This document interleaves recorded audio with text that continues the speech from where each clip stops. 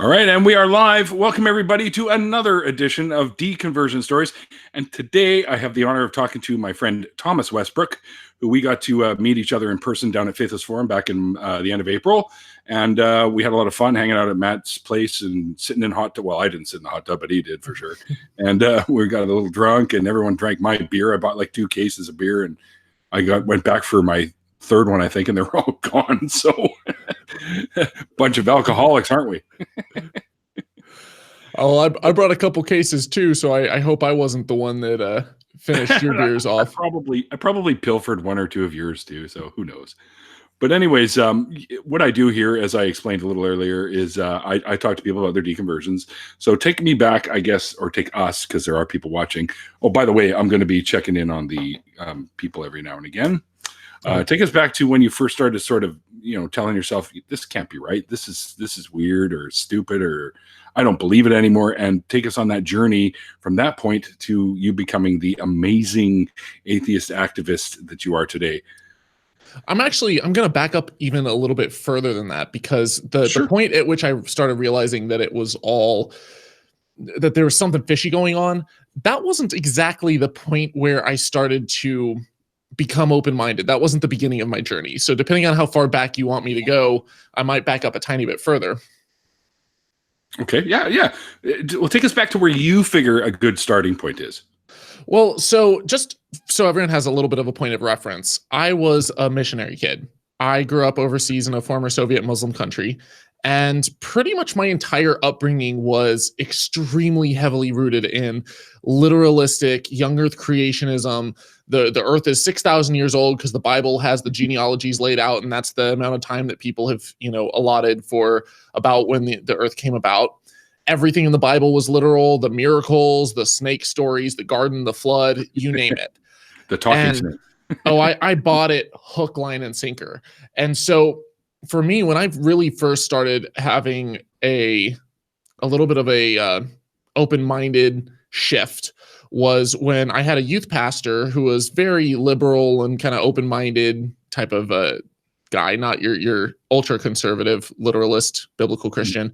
He believed in evolution. He was an old earth creationist. He believed that was the method that God used.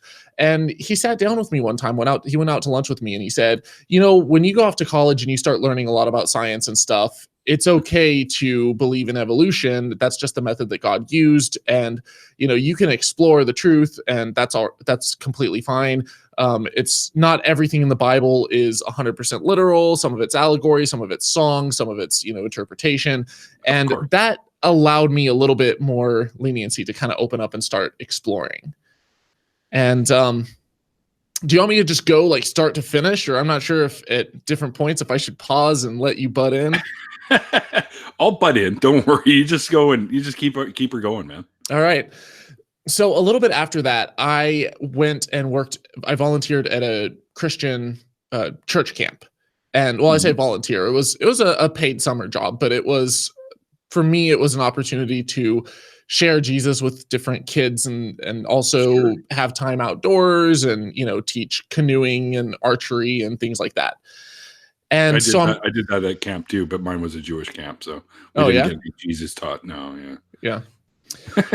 Well, while I was at this camp, one of my co-counselors, he got in this discussion with me about the importance of exploring with an open mind. And his whole position was the Bible is true, and we know that it's true because science backs it up, and history backs it up, and archaeology, everything backs it up. And one of the things that stuck with me, and I use it a lot on my channel, but he said, truth withstands scrutiny. And that really stuck with me. Kind of wise. Because if you take something and you scrutinize it and you put it under the microscope and you try to examine it from all different angles, and you try to study the logic of it, and you try to study if it's empirically sound and whatnot, then it's not going to change the fact that it's true. And so we shouldn't be afraid to question and to peel back the layers of the onion to see what's underneath. But if it's not true, and if it's a lie, then no amount of scrutiny is going to be tolerated by those who are trying to hold up the lie, because they know that the emperor has no clothes. And so Right, whenever right. you start seeing people saying, oh, you shouldn't doubt and you should be, you shouldn't ask questions and you just have to like believe it and you should just stick your head in the sand. Those are the people that you have to watch out for the most, because those are the charlatans, the con artists, the snake oil salesmen. Those are the Yep. people who are trying to pull the wool over your eyes. Well, see, if And someone tells you not to question, immediately question. immediately. And that goes for not just religion. I mean, that goes for people who claim that they have psychic powers and they can talk with your dead loved ones. That goes with people who are selling, some new age miracle product, some essential oil that can cure cancer.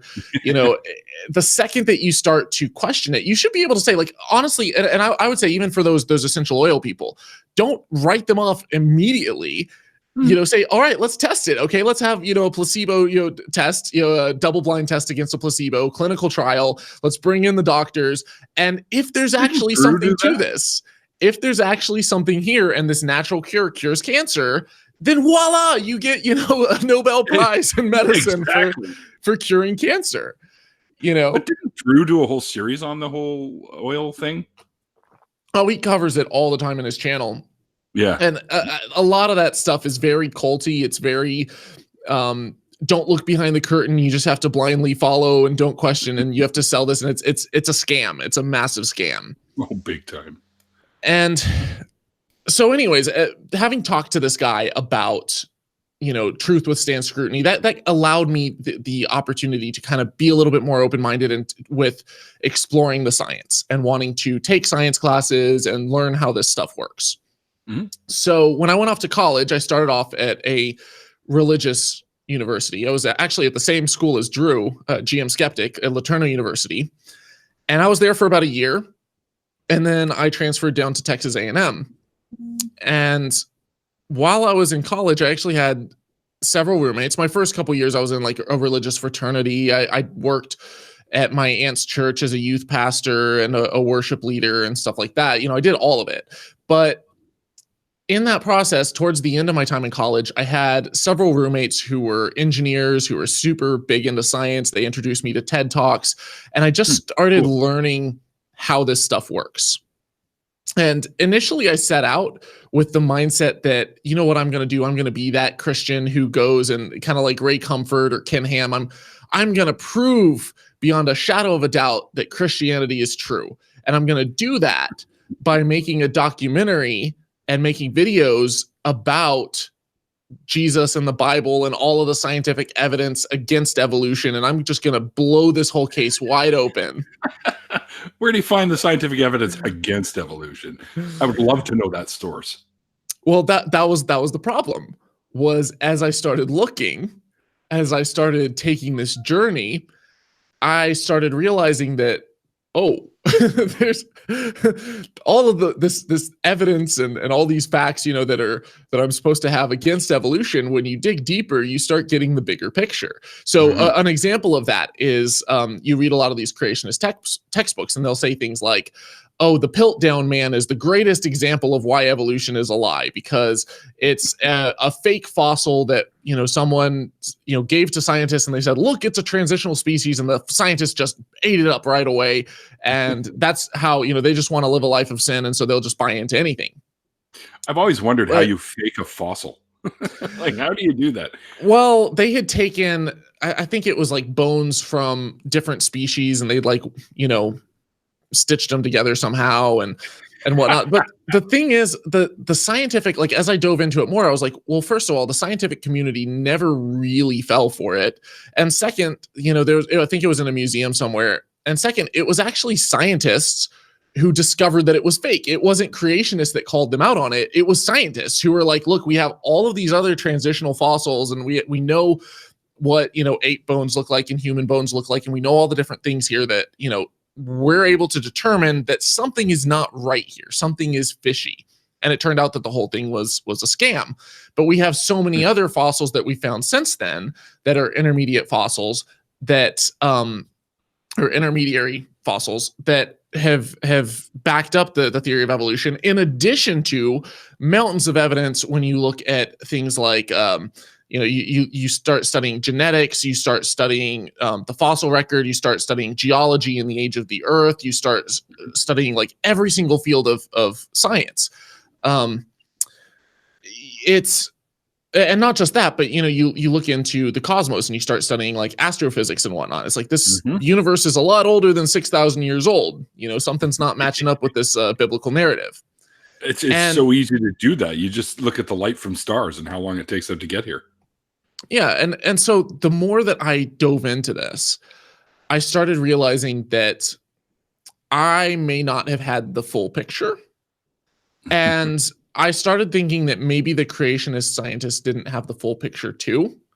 And then I realized that there was more to it than that, because I started exploring not just sites like Answers in Genesis and all these creationist resources, but I started also looking at their interactions across time with scientists. So I would see debates where the scientists would call them out for making a factual error. And then I would see them make the same error 2 years later. I'd see them come out and put forth the same evidence that they knew is faulty, that they'd been called out on.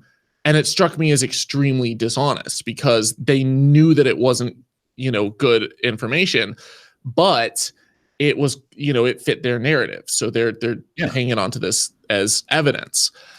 And what really drove the nail home for me was I was watching the debate between Ken Ham and Bill Nye. And at that time, I still thought of Ken Ham as this amazing, fantastic, person who's, he's this honest Christian trying to fight for truth. And, here's this scientist. And I saw them on equal footing. I thought, oh, they're both scientists and they just have different conclusions. People can come to different conclusions using science. Sure. And then I saw through that debate, the entire time, Bill Nye would present one form of evidence why like the flood is not possible, right? And Ken Ham's response would be like, but I have a book, and in this book it says that this happened. And it was just the shoddiest form of bad evidence that I've ever seen. It's like, dude, if that's your standard of quality evidence, there's you could say that the Quran is a book that says that something happened, or that the Gita is a book that says that something happens, or the Book of the Dead, the Egyptian ancient stories for how the earth came about. Like any of this stuff it's written down by people, but they clearly can't all be true. And so there has to be a standard by which we're able to test and see if these things are real. And that standard is the scientific method of testing how the world works, seeing if our observations and whatnot are in line, or if our theories match up with our observations. And if they don't, reforming your theories. And if they do, then you keep hammering away at it and keep trying to disprove it. And the fact is that these ancient holy books, they weren't meeting even the most basic standard of scientific rigor that you would expect in any kind of academic discipline. And so during that debate, one of the members of the audience asked the question of Ken Ham, what would it take to change your mind? And they asked the same question to Bill Nye. Bill Nye's response was one piece of evidence, just, one fossil that's out of place in the fossil record, one tiny little, like he's like, I'm open to changing my mind. Just show me the evidence and I want to go where the evidence leads. It was very honest, very genuine. And when they posed the same question to Ken Ham, it was his exact response was, and I quote, "Nothing is ever going to convince me that the Bible isn't the word of God and that it's not, true and whatnot." And it was just the heart of closed-mindedness, the heart of, I'm not willing to go where the evidence leads. I just believe this because it's dogma. It was extremely dogmatic. And in that moment, I was at work. I was working on some stuff on my computer, and I was listening to the audio in the background because I would listen to a lot of podcasts while I was doing work. And in that moment, I stood up and I paused it, took my headphones off, and I was like, I'm done. Like if I had an I'm done moment, that was my I'm done moment.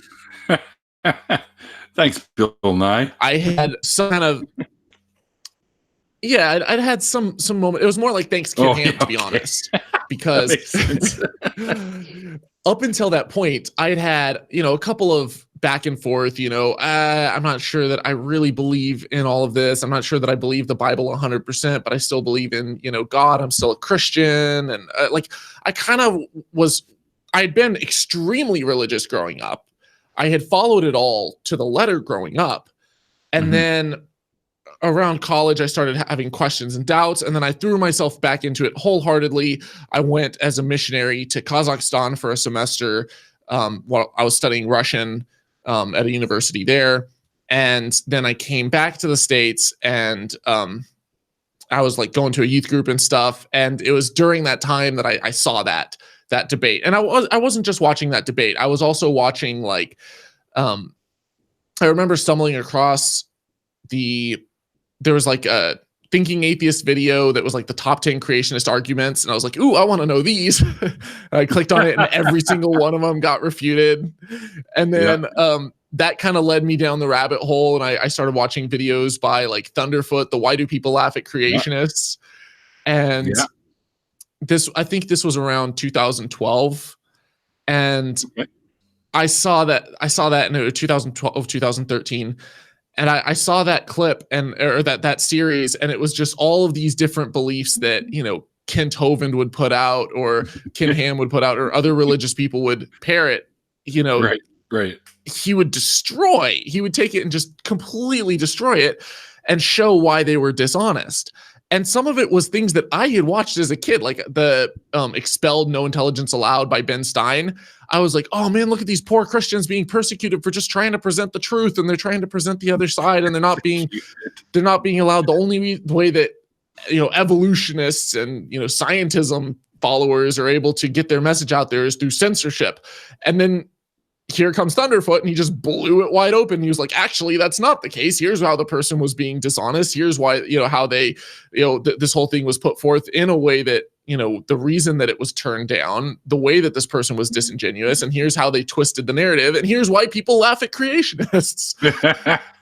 And so I remember going to youth group and having a conversation, and literally at one point in that conversation, I said something like, yeah, creationists can be really dumb sometimes. And like the guy I was talking to was just like, what? He's like, you can't say that. I was like, no, but like when they literally take these stories literally in the Bible, it's just, oh, come on. Like, we're not that stupid.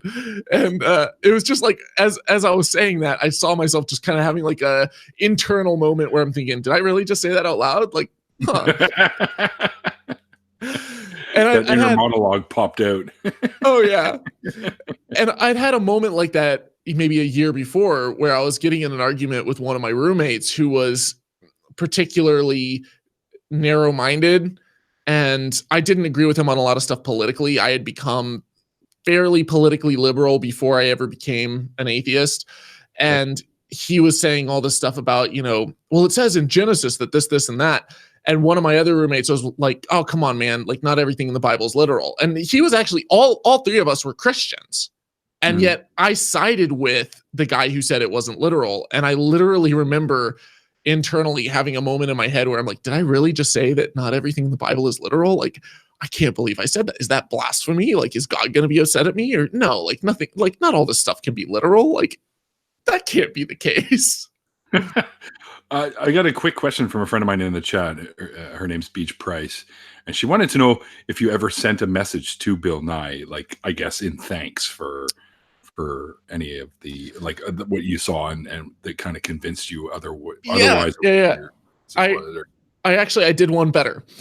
So when I went to the solar eclipse that happened here a couple years back, and I was at the American Atheist Conference in North Charleston, South Carolina. And at that conference, this was about 2 years ago, they had a showing of the Bill Nye documentary that's on Netflix. And they had, I think it was one of the producers or directors, or they had a couple of the production crew there to answer questions. And one of the people that was there was, I think her name is Tracy Moody. And why does that name sound familiar? I don't know. I don't know why it sounds familiar, but it sounds familiar. Well, so she was she was answering questions, and I remember asking her, or I remember standing up after, they opened it up to the audience for questions and stuff. And I said, you know what, like, I'm here. I have a channel called Holy Koolaid. I have such and such many, subscribers and views. I don't say that to plug my channel. I'm not saying that for publicity. I'm saying that because I want you to know the extent of the reach that one question, because it turned out she was the one who asked the question, who submitted the question to Bill Nye and Ken Ham. What would it take to change your mind? And I told her, I said, when that question was asked, I had an I'm done moment. And I want you to know that for all of the doubters, because there's been a lot of people who said that Bill Nye never should have debated Ken Ham. I know, I hear that too. That he was giving him legitimacy, that, before that, people were like, oh, Ken Ham's not really a real scientist. I'm like, no, actually, most of us here in the South actually saw Ken Ham as a legitimate scientist. And when Bill Nye took him to task and stood up and debated him, it exposed him for the charlatan that he was to thousands of us. And I'm not the only one. Like, I've encountered, dozens of people who have said something similar, who have told me that debate was a very significant turning point for them. And specifically that question. So I got to stand up and I got to tell in front of a crowd of like hundreds of people at American Atheist, I was like, that question was my I'm done moment. And because you asked it, and because, that this debate happened, I want, to let you know that it's having a reach. It's having an important, significant impact, a huge ripple. And you're an example of that. And then this is where Bill Nye comes into the picture. About a year and a half later or so, maybe a year later, I went to PsyCon in Vegas. And it's a conference of skeptics. It's got, kind of the legends, the James Randi and Ray Hyman and Banachek and others who've really been working hard to push back against faith healers and psychics and the paranormal and all this woo. They try to test it and see if there's any actual credence to these claims. And they found again and again that there's not, but they're very, very good at what they do. And they bring in medical professionals, and they push back against homeopathy and anti-vaxxers and flat earthers and the whole gamut. Well, this conference happened to have, at the last minute, I think they had like Steven Pinker and Richard Dawkins. They had a really like A-list lineup. Stellar cast. Oh yeah. And they had Adam Questions Everything, or Adam Ruins Everything. So yeah, I know that guy. I'm forgetting his last name. Conover something. Adam. I know. I've only known him by the moniker. I've never known him. Yeah, Adam Conover. So, anyways, all of them were there, and because of that, Bill Nye just so happened to be in town in Vegas, and he's like, "Oh, I was just passing through," and I figured James Randi was getting kind of old, and I wanted to see him one more time, and I wanted to, to make sure that I was here for this conference and stuff like that. And so I was like, Bill Nye just shows up out of nowhere in Vegas at this conference. Awesome. And I walk up to a group of friends because I've kind of been networking and meeting people and stuff. And I look over, and Eric Murphy of Talk Heathen is sitting there talking with Yvette D'Entremont, the Psy Babe, and Alice, her co-host of they have like a 2 Girls 1 Mic podcast where they talk about porn and stuff. And so they're sitting over there with Bill Nye, and I think there's a couple of other people. I think maybe Leonard Tramiel was there and some others. And I look over and I'm like, I know every single person there who's talking to Bill Nye. I don't want to be the fanboy who just comes up and is like, Bill, like, can I get a selfie and an autograph? Like, I don't want to be that guy. And I think part of it too is like I didn't grow up with Bill Nye because I grew up in the Muslim world. I didn't have TV as a kid. I only watched mostly like Christian religious stuff. I watched a lot of like Adventures in Odyssey and what was it? Storytellers or something. I guess there were no Muhammad cartoons. So I had watched, or I had so much religious propaganda growing up that when I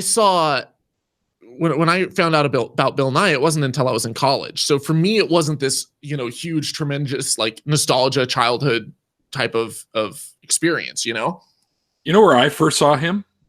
Hmm. I'm not sure if you're familiar with an old Seattle TV show called Almost Live. It was kind of like the West Coast Seattle version of Saturday Night Live, where they had like shticks that they do, like skits and stuff like that. Well, he was on that show. He'd come in and he'd do his Bill Nye the Science Guy stuff before he was Bill Nye the Science Guy, and he was also Speed Walker Man. So if you next time you're on YouTube, look up Speed Walker Man, and you'll find it. Okay, I'll have to check it out. It's hilarious. Well, so when I finally went to this conference, though, I'm like, I really do, like, I want to meet Bill Nye, but I don't want to be that person. I don't want to just come up and like just start going bonkers over him. Now you know how I felt at Faithless Forum. So I walked up to, I think I walked up to Eric and I was like, hey man, how's it going? What are you guys up to? And I just completely ignored Bill Nye. I just like acted like he wasn't even there, which I think to Bill Nye, he's so used to people just kind of coming up and standing next to him, like waiting for a chance to like ask for like selfies and autographs. So I think he was like, he was, the fact that I wasn't fanboying was kind of like nice, but also like, I think he honestly thought that I didn't know who he was because I went up and I was like, hey Eric, how's it going? And then I start talking to Yvette and I start talking to everyone else there. And they're like, hey, we're going to go grab some dinner. Do you want to come? And I was like, do I want to come have dinner with Bill Nye? Why, yes, I do. So we went to a Benihana and I wound up sitting down right next to Bill Nye. And, awesome.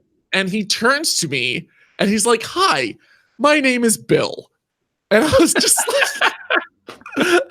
I have no idea who you are. It's so nice to meet you. I'm literally sitting there like, and I'm like, oh, hey, Bill, I'm Thomas. It was like, now Bill and I are on a first name basis, Yeah. You're no longer, oh my God, you're no longer Mr. Science Guy. You're just Bill. And that's fucking amazing, man. And he'll walk outside on the street and people just swarm him and stuff. So like I didn't want to be that person. Right. But it was, as soon as we had that handshake, it was kind of like, all right, like now we're just like talking. We're just friends at the table. Sure. And one of it was either Alice or Yvette, or like, I think it was Alice, was like, yeah, Thomas has an interesting YouTube channel about science and stuff. And Bill's like, oh, what's it called? And they're like, Holy Koolaid. And he like gets out a napkin and he like writes down Holy Koolaid on a napkin. And I was just sitting there going like, oh. Did he sub to you? Oh, I have no idea. I'm assuming that if he did, it's like some alt account or something, but honestly, I don't know. But he started talking with, we talked about a lot of stuff, but he when I had the chance, I was like, Bill, I want to say, I used to be very religious. I was a missionary kid, the whole 9 yards. And I told him about the debate. I told him about that question. I told him that I talked to Tracy Moody about it, and he's like, oh, Tracy's great and yada, yada. And when I told him that about the question, I was like, Bill, I want you to know that for all of the doubters and the haters who are telling you that you shouldn't have done that debate, they're wrong.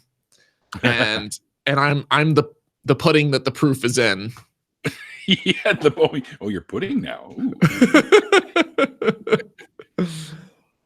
Sorry, you're gonna grab another beer here. Go for it. Yeah, that was one of the glorious things about being down in Texas and hanging out with Aaron was the fact that he never let me be empty-handed. I always had to have a beer in my hand. Oh, and he drinks dark stuff too. Oh, I know, and it's really good stuff. Oh yeah, I tried one. He made me try one. He bought me a beer before he dropped me off at the airport in Dallas. He made me try a beer that was made with habaneros. I was like, wait, what? Oh, wow. I've never even heard of that shit before. And of course, you're drinking it, and it's not like it doesn't light your face on fire or anything, but you can feel that little kick at the end, right? Which is kind of cool. I've never had that before. It was good. There was one that he gave me that was thick. And he's like, oh, yeah, this is thick and it's sweet and you could just pour it on your pancakes. Beer on your pancakes. Okay, Which I got to find out what the name of that shit is and try it. I really enjoy dark beer, especially during the wintertime. Summertime, lighter into the spectrum, but since I grew up in Asia, and so there's no drinking age. And so even though I had a really religious family, I would go and hang out with my high school friends who were all like oil company kids and diplomats and stuff. And like, I knew them from youth group, but they weren't as religious or strict as my parents were. And so we would go out and we'd have a beer and play a game of pool and stuff at like a local pub.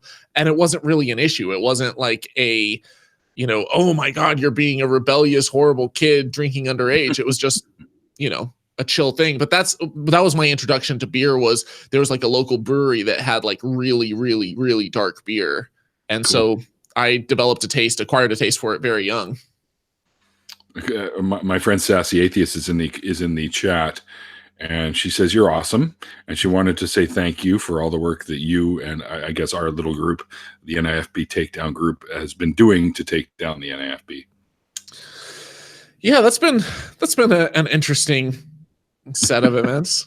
To people who are not aware, essentially there's a church group called the New Independent Fundamentalist Baptists, and they have Pastor Stephen Anderson at their head, Tommy McMurtry, Pastor Patrick Boyle, Roger Jimenez. There's a bunch of them, and they advocate for the death penalty for gays, and they have some very, very harmful doctrines. They take the Bible very literally, and they believe that a woman is supposed to be subservient to a man, and you should run your house like a dictatorship. You should beat your kids. You should, well, if they have like ADD or ADHD or any of these other diagnoses. Yeah, they think you can just beat it out of them, or it's demons or something. And yeah, they're horrible people.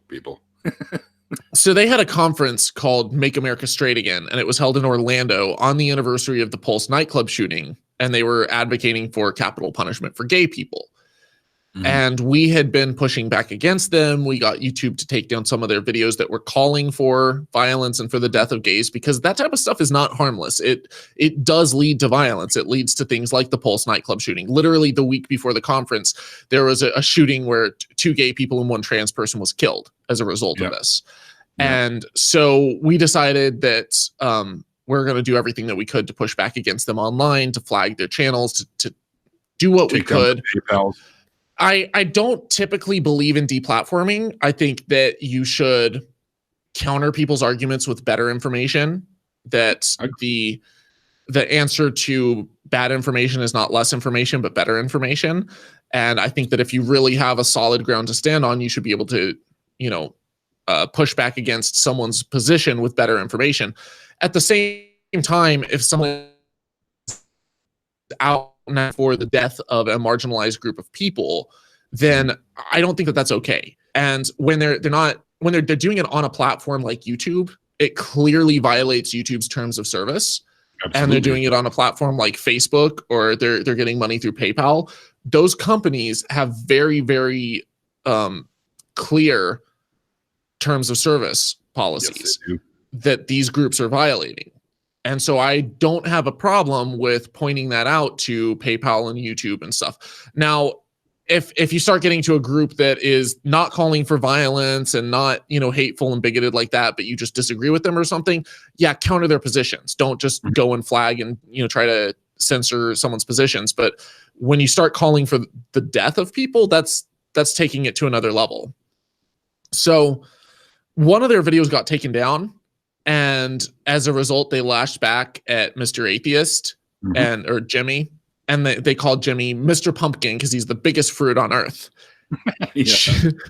Jimmy embraced it and started spreading a rumor that Tommy McMurtry, who called him Mr. Pumpkin, may or may not be sexually attracted to pumpkins. We really know. Don't know. And he got Ocean's video like that. That was one of the better. That was amazing. And he got a bunch of us to join in and to really spread this rumor far and wide. He bought the domain name TommyMcMurtry.com, and it's just literally hundreds and hundreds and hundreds of pictures. You guys go and check that out because it's fucking hysterical. Yeah, it's very provocative pictures of pumpkins. Oh, gee, I can't believe we're even saying those words in the same sentence. But the funny thing is, if you do a Google search for Tom Murtry, then like the first results are things like, YouTube videos by like Mr. Atheist and Vice Rhino and Cirrus and, the TommyMcMurtry.com and stuff. And there's all this stuff about, is Tommy McMurtry sexually attracted to pumpkins? There's an Urban Dictionary definition that it literally says, Tommy McMurtry, a deeply homophobic / transphobic bigoted man who may or may not be sexually attracted to pumpkins. Oh man, when I found out that happened, I was on the floor. It's amazing. So I went out to Orlando, Florida this last weekend because I knew that the conference was going to be there. And I saw that there was a protest that was being organized. Mm-hmm. And the last thing that I wanted to see happen was for people to show up at this event and start throwing things and vandalizing and trespassing. And that would undo all of our efforts because instantly this church would twist the narrative and say, oh, look, we just wanted to practice our religious freedoms and our constitutional rights to free speech and freedom of assembly. And here's this bunch of mean, evil LGBT people and atheists who are all showing up and being violent towards us. And I'm like, well, granted, I'm pissed off that they're spreading this message of hate. I wanted to be as tactful as possible about the response, and I wanted to be as effective as possible at taking them down. I'm when you say tactful, I'm thinking you're not including the twerking pumpkin costume video, are you? Actually, I am. Okay. I am. And there's more to that story than most people realize. So I just released a video yesterday that was a recap of the protest. So like people can go and watch that if you want the full story. But essentially I showed up, I was working with like 5 different group chats. I touched base with Jim Helton formerly of American Atheists. He's with the Tri-State Freethinkers. He's done a lot of groundwork, field group with boots on the ground protests. I asked him for advice. We worked with the cops. We worked with we had like a local group that was providing private security and medical personnel and stuff to our protest completely free of charge. We had I made sure to print off like 200 different flyers that were outlining like what was our goal to accomplish, what we could and couldn't do legally, how to keep the protest peaceful, passed out snacks and water to make sure people weren't like hangry or dehydrated. If people started getting worked up, I just go and kind of like rub their back and be like, hey man, it's not worth it. Don't stoop to their level. Like take a step back, grab some snacks, and as throughout this, the whole thing, we had like 20 crowd control volunteers. We made sure to touch base with the media so that they had a point of contact for all the organizers, and they're not just pulling some drunk, crazy person from the crowd like, hey, why are you here? I don't know, man. I just saw a group of people and it looked like a good time. That would have been me. So we, made sure that this whole thing ran smooth from start to finish. Now, could we guarantee that it would be peaceful? No. Like, could we guarantee that someone's not going to run a truck through a crowd full of protesters? No. Could we guarantee that they're not going to open fire on us? No. Nope. But we can drop that risk down significantly by following like a strict set of processes. And most of the people who were there were just everyday average people showing up, to just hold a sign and chant. And a couple times early on, there was like 1 or 2 protesters who like, they started to get angry. And I was like, hey man, like, I was like, can I talk to you for a second? I was like, hey, that's running counterintuitive to what we want to accomplish. And with all the cameras and the media crew here, they're going to win. Like if you do that, you realize they're going to win because that's what's going to go on the news is the most angry, hostile, vitriolic protesters. And we don't want to give them that satisfaction. And as soon as we explained that to the protesters, they were like, oh, okay, well, maybe I'll just take a step back over here because like I'm pretty pissed off. But like, yeah, I understand. I understand you are. And honestly, I'm right there with you. Like I relate 100%, but we want to be as effective as possible. And that's not how we make progress. Yeah, that's not going to work if you do it that way. Yeah. You're going to look like the assholes. And they're going to make sure you look like the assholes on the local evening news. Now, that doesn't mean that I didn't troll them. That's different, though. Pretty hard, but I'll tell you how. Like, first of all, there was like one point when Tommy McMurtry came out within about 20 feet of us to just film us, and he just had his camera up and he wanted some footage and stuff. And there were people popping out and filming from the conference, and I even saw some of the footage that they posted. It's like, look at these reprobates, these disgusting, vile pigs, and the Bible's right once again. And I'm like, how does you filming a couple people who are literally standing, like, there was this one little trans girl who was there who said, if you don't have love, well, we'll love you back. And I'm like, how is that? Like, how is that in any way, shape, or form? We're a bunch of vile, disgusting pigs. It's like, no, we're saying, you don't have to be hateful. You don't have to be a part of this cult that is angry and vile and awful. You can just accept people because their lifestyle doesn't affect you in one way, shape, or form. You're not going to go out and catch the gay, I think we probably would have all had that by now. Yeah. So at one point, Pastor Tommy McMurtry came out, and I may or may not have told him over the loudspeaker that we brought him a pumpkin spice latte as a peace offering. Oh my God. I would have loved to have been there for that. The next day, so I didn't wear the pumpkin costume to the protest. So what I'm talking about to people who are tuning in who don't have the full story, I bought this gigantic, goofy looking inflatable pumpkin costume. It's amazing. To go along with the whole, rumor that had been started by Jimmy that Tommy McMurtry may or may not be sexually attracted to pumpkins. I was like, hey, I'm going to find out. So I'm going to wear this giant pumpkin costume, and I'm going to show up and ask him if he's, if there's a little something going on, if there's maybe some chemistry between us. But I didn't want to do it during the protest because my goal when I was there was to make sure that the protest went by smoothly and peacefully. And I could not have done that effectively dressed as a gigantic pumpkin.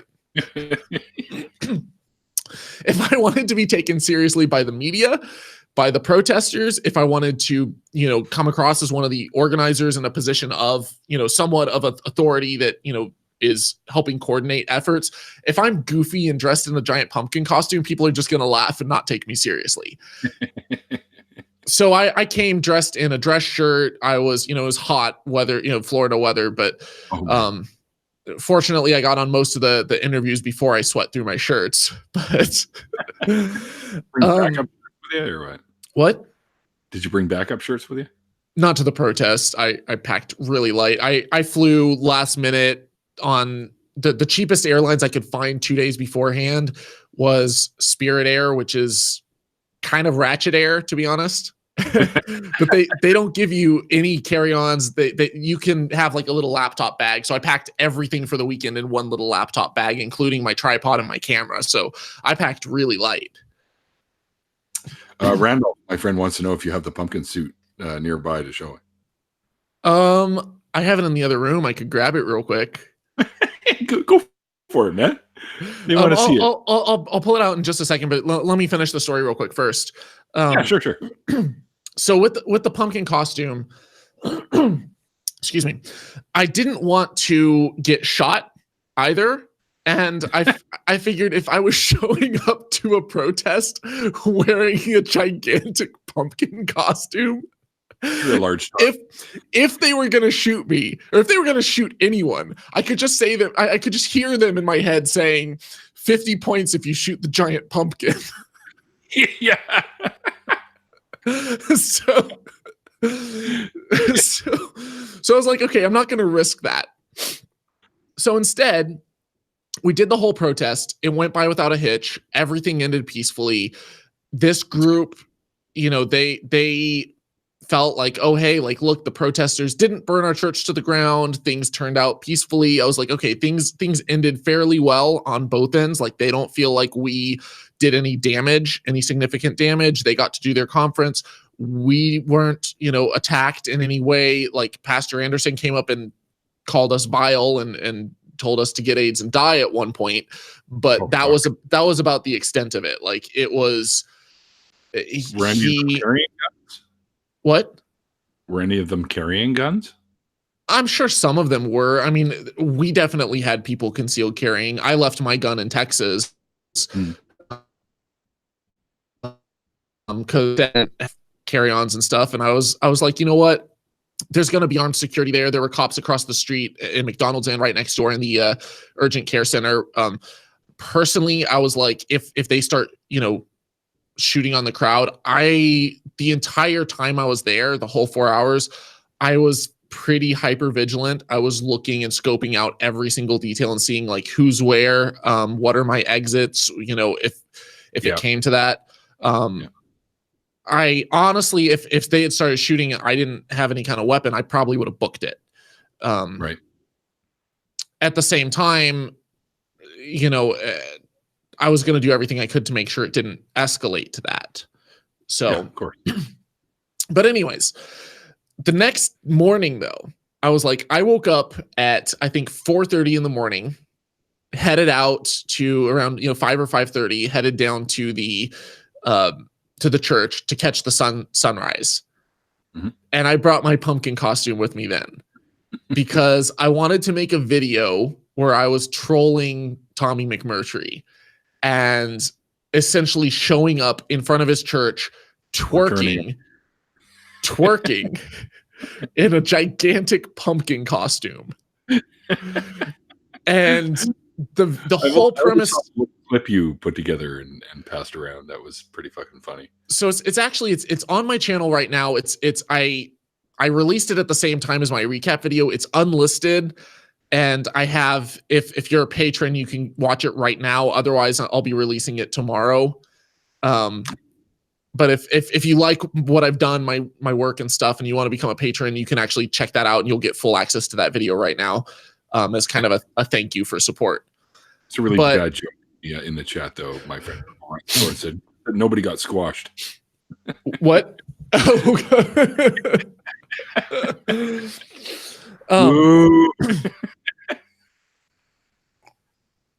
was a dad joke. Yeah, totally. And I can confirm, I'm not actually a dad, at least that I know of, but yeah, that would be a dad. At least that you know of. As far as I know, I could be a dad all over the world right now. Who knows? I've been everywhere, so you never know. Yeah. Well, almost everywhere. That's kids why you should always wrap it up. Yeah, put a helmet on that soldier. Yep. But yeah, no, so I got up literally by 7 o'clock. I was out of there. Like I got the footage, the sun rose, and I have this glorious shot of it's to the awesome theme song, the 2001 Space Odyssey, the Thus Spake Zarathustra, the dun dun dun dun, and I have the big reveal of the pumpkin costume with like the sunrise just gloriously shining behind me and like this giant pumpkin costume. And in the video, I gotta admit, before you continue, hang on, I gotta admit that when I was listening to that, the first thing that popped in my head is, what are you doing, Thomas? I'm afraid I can't let you do that. I can't let you do that, Tom. So in the video, I left a giant pumpkin on the church doorstep of the Liberty Baptist Church, and it says Tommy McMurtry on the side of it. And in my video, I tell Tommy that if he's interested to email me at pumpkinspice@holykoolaid.com. We can hook up, buddy. Yeah. And I'm kind of thinking of sending that video to Ellen, because I feel like it would be the type of thing that she would just get. Totally. She would get a huge kick out of, because it's like, it's hilarious. It's all in fun. It's very pro LGBT. It's countering bigotry and hate with like a fun loving message of, supporting the LGBT community, but at the same time, kind of trolling him a little bit, kind of, poking him just a tad. And it's enough to get under his skin. So. And because you had mentioned that, I think in one of the group chats, you were thinking of sending it to Ellen, and everyone was like, oh yeah, you have to. So I want it to get on her radar. I don't know how. I might ask my fans to email it to her. Yeah. If she gets a flood in her inbox of, oh my God, you got to check out this video. Yeah. Oh yeah. I guarantee you she probably will too. If she gets enough people see it or sending them. Yeah.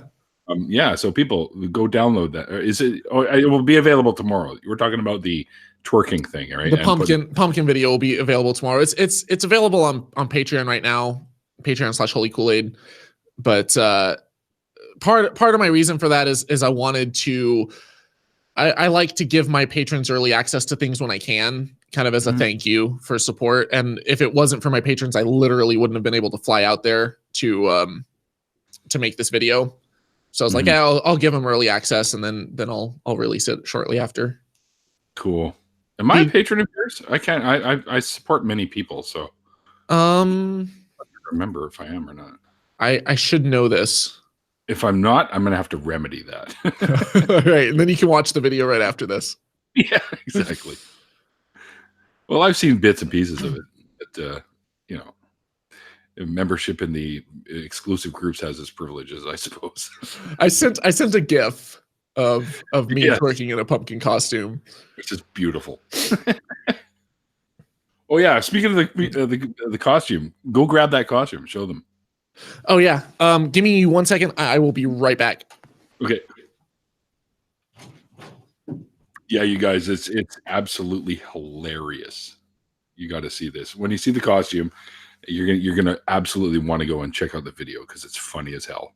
So when he comes back, you'll see it. It's amazing, and he claims to be twerking in it, but it just looks like a giant bubbly pumpkin wiggling around. I don't know if I would classify that so much as twerking, but yeah, it's amazing. Okay. I have headgear on. I have returned. So here we go. Oh, it's like the stem is fully erect. I know. I was just gonna say you got a head boner. So essentially, this is the pumpkin costume. Oh, Halloween is going to be so much fun this year. It's a very huge. It is big. Inflatable pumpkin. I don't know if you wouldn't be able to get onto a bus with that thing. Yeah, I don't know if you guys can see the goofy smile. Yeah. Oh yeah, it's there. And I like this whole thing. There's like a little fan that you hook up to a battery supply, and Sit up. And the fan will inflate it. I don't know if. Hang on. I don't know if you can hear. Oh yeah, we can hear that. Yeah. Sounds like my old hairdryer. and so that thing just poofs up to about this size, and it's huge. And so when I'm sitting in this pumpkin costume, it bounces. Do you want me to put it on now? What do you guys think? Should he put it on? You gotta. There's a delay, so we gotta wait a second. All right. My buddy Randall's like, "Wow, that's awesome." Oh yeah, they're like, "Oh yeah." Oh yeah. Right. Right. The pumpkin costume on. Thomas, man, I owe you one for this. All right, so the leg holes are kind of tiny. They're not very big, but they stretch. So I think I can get it on over. You guys are going to be very thankful for this. Okay, you're going to go and send him little tweets and stuff saying thanks so much for getting into the costume and stuff. All right. So it's a little difficult because I have to put the fan in as well.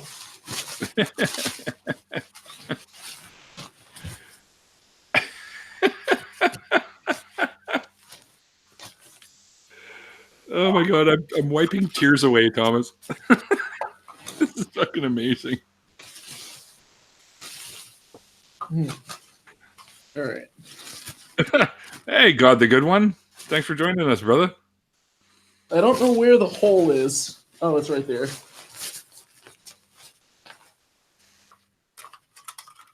Here we go. You don't know where the you know, I could go at a real bad place with that one. It's okay. My first time I had the same problem. As long as you finally get the right hole. Exactly. It's like, all right. I'm just gonna plug a channel there. Right. If you guys don't know who the good one is, go sub to him because he's absolutely hysterical. You know what's gonna happen is this pumpkin costume is going to, it's gonna fill up the whole room, and I'm gonna be stuck. Yeah, just put a pin in it. You'll deflate. Oh. Well, actually, you don't want to do that because then you're not going to be able to wear it for Halloween. It's hard to zip up in the back. Can you get that for me? My mom used to get me to zip up her dresses all the time when I was a kid. Yeah. Oh, yeah. Oh, there it goes. Oh, there you go. Oh, here we go. Geez, Thomas, you know, you're putting on a little weight there. I'm putting on weight fast. Yeah, quite. I don't even see you eating anything. What the hell's going on? Strap to keep the zipper from coming out. Oh, see, here we go, guys. You guys get a little preview of what you can go see if you become a patron of his. But of course, he'll have it out for everyone to see tomorrow. So, fuck, dude, that is fucking amazing. Hang on, just to be sure, I'm going to feature you. There you go. I don't think I've ever seen a pumpkin drink water before. That's pretty cool. What makes you think that's water? Oh, all right, valid point. It actually is. It's water with lime juice. Ah, there you go. So I'm wearing a dress shirt right now, but I had sleeveless and I wasn't wearing like. I had shorts that were underneath this, so I just had these long hairy legs sticking out. So it looked like I was naked underneath this thing when I was twerking. But for anyone interested,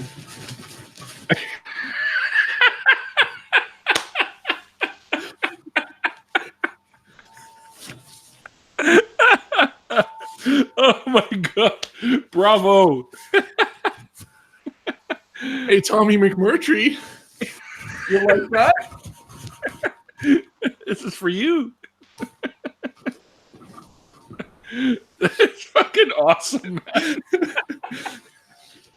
I'm telling you, man. I'm telling you right now, this video is going to get so many hits when I announce that you were twerking in that fucking thing.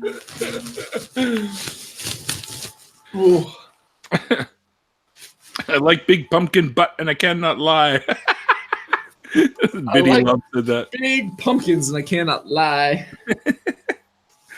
Oh my god, that is hilarious. But yeah, big kudos from the crew and the audience, man. Big kudos. It takes a little while to get into this thing. That's okay. But it being able to bring, like, of all the different pumpkin type of costumes I could have, this was the best thing I could have done for Tommy McMurtry to as a sign of my loving affection. Absolutely. Like, love is love, dog. Yep. Love is love. Yep. But yeah, no, I also I was gonna wear the pumpkin costume in the airport, in the Orlando airport, because I have a scene at the beginning where I'm holding up a sign that says Tommy McMurtry, and I have this pumpkin hat on. But I didn't want to do the full reveal yet. I wanted to wait until I was there in front of his church to do the full, like, boom, pumpkin costume in all of its glory. Yes, and it was glorious. So that's awesome. Thank you so much, man. Absolutely. Yeah, the chat's just going nuts. They're like, they love it. They think it's great. Well, dude, we're climbing in on an hour, so I don't know if you're up for it, but I usually do after parties with these things, and I know there's a few people that want to say hello to you. So if you're willing to stick around for 15, 20 minutes longer, and I'll send you a fresh link for the after party. Was there anything else you wanted to mention before we wrap this up, by the way? Yeah, I mean, just plug your channel, plug all that stuff. I would say just to anyone who's watching, who's seeing this and coming aware of kind of the atheist community and stuff for the first time is, we have a lot of fun. We're here to explore how the world works. We want to know based off of evidence how things work. And I think we can figure that out. And so to anyone else who's just now starting this journey or who's exploring it, who's on the fence, who's not quite sure, it's okay to doubt. It's okay to have questions. It's okay to, explore and see where the truth leads and to follow it. So never be afraid of curiosity and never be afraid of evidence and science and exploration and stuff. Like, dare to be curious, but don't be so be open-minded, but not so open-minded that your brain falls out. Like, be careful of cult leaders, be careful of charlatans, be careful of people who will try to take you for all of your money and your time and even your life. So I always say, dare to be curious, but don't drink the Kool-Aid. Watch out for those people, but stay curious and stay skeptical. Awesome. Thomas, thank you so much for hanging out with me today. Thank you for having me on. Oh yeah, it's awesome, dude. We've been looking forward to this for quite some time. Yeah. And guys, if any of you can get to next year's Faithless Forum, absolutely be there, because it's one of the, I'll tell you all right now, that's the best decision I ever made, was going down there just to meet guys like Thomas. Because we'd exchanged some messages here and there beforehand, but to actually meet everyone in person, and you get to see them on video on YouTube and stuff like that, and they're amazing people. Like, best decision I ever made was to go down there and hang out with everybody. Thanks, Neil. I appreciate that. So I'm one of the organizers for the Faithless Forum conference. And one thing that we try to do is, a lot of times conferences can get kind of stuffy and lecture heavy and stuff. And that's fine if you're going to hear a scientific lecture and you have an academic person that you look up to. But if you like the atheist YouTube community and you love what we do and you want to just hang out and have fun and have entertainment, but be interactive and have things that involve the crowd where you feel like you're a part of it, and it's just having a great time with people who you feel like you already know and you're connected to, Faithless Forum, we try to have that super fresh, super involved, dynamic energy and stuff the whole time. So and you do, and that's what's so amazing about it is, often when you meet people that you admire, that you like, I watching you and Drew and Rachel and Steven and everybody and all these people that I'm like, fuck, these guys are great content creators, and then being able to meet them and to know, find out that you guys are totally approachable. Like, you're not like, hey, get out of here, I'm an important, busy guy, right? Like, that just didn't happen with anybody. On that note, Neil, hey, get out of here, right? We're tired of your shtick. But yeah, guys, everybody there was absolutely super friendly, engaging, and very easy to become quick friends with. That's for sure. Well, the thing is, half of the speakers and stuff were just a year ago or 2 years ago didn't really have a platform themselves. Like, most of us, we had a lot of content creators who had over 100,000 subscribers, but a year or two ago they didn't. And people, Surus was at the first conference and he was just volunteering and helping with the cameras and stuff. And he had just started a YouTube channel, and yet he was one of the speakers this year because in that period of time, he put in a lot of work and effort, but he also worked really hard to foster relationships through online community, Twitter, Facebook, and whatnot, and really helped to support people in the movement. And we saw that, and we like that type of attitude. And so we wanted to bring him on as a speaker. Well, so you guys told me too when we met up, because like Drew said, listen, we noticed what you're doing.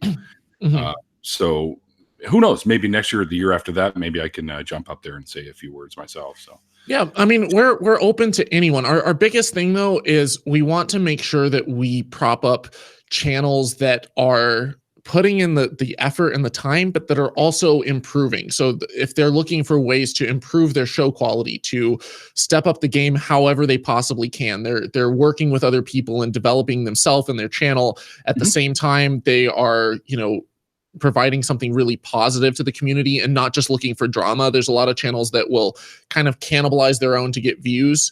And that's not the environment that we want to foster. We're going through that right now, guys. And it's sad, but the thing is, that's not the majority. That's not the majority of the content creators out there. That's not the majority of the atheist YouTube community.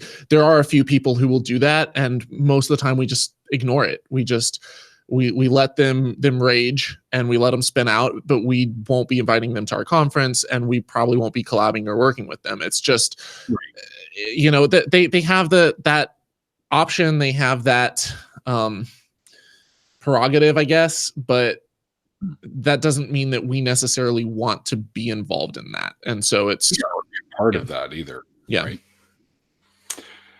I think the group, the group that I'm familiar with anyways, we're all fairly decent, positive people. And we try to bring that out in others too, especially newcomers that are doing this stuff. Like my friend David, who has a DRP podcast. Oh, by the way, Thomas, if he ever sends you a message, jump on his channel. He's a great guy. He lives across the pond in England. He actually, he sent me a message, and I need to get back with him. It's on my to-do list to set up a time because he wanted to do an interview with me. Yeah, he's great. I've been on his channel, and actually, you know, he stuck me in his intro, which I thought was bizarre, but okay. Nice. He says me, and then there's R, and the two long hairs pop up in his intro, right? Nice. But yeah, all right. So, hey guys, I want to thank all of you guys for joining Thomas and myself today for our conversation.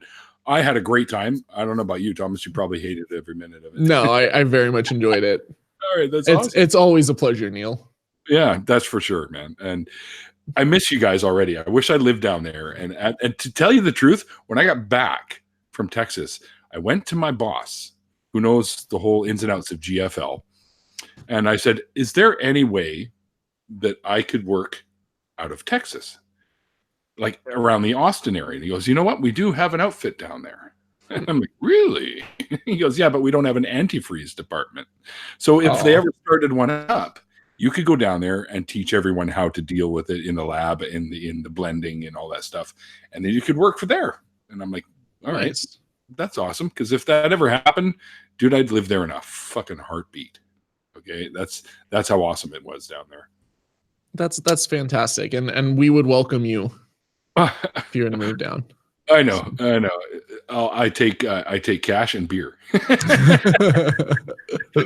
And oh yeah, everyone's congratulating me because I just passed 600 subs actually. Dude, that's awesome! Congratulations. Yeah, waiting for the 666 number, but hopefully it comes and then goes, and I hit 1,000 and skyrocket.